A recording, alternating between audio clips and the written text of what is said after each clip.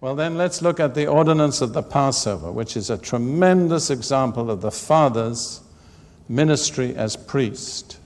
It's recorded in Exodus chapter 12.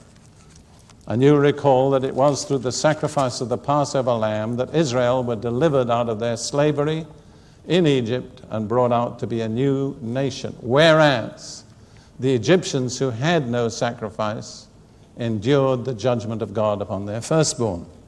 Now, the ordinance of the Passover depended on the Father. There was no one else who could do what the Father had to do.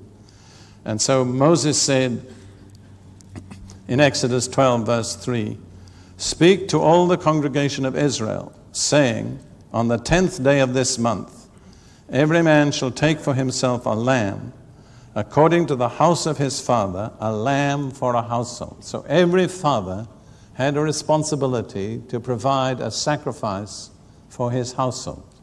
And then the way that the sacrifice was made effective was by sprinkling its blood on the outside of the door, the lintel, the two doorposts. And this is recorded in Exodus 12, 22 and 23. "And you," that's every father, "shall take a bunch of hyssop, dip it in the blood that is in the basin, and strike the lintel and the two doorposts with the blood that is in the basin. And none of you shall go out of his house until morning.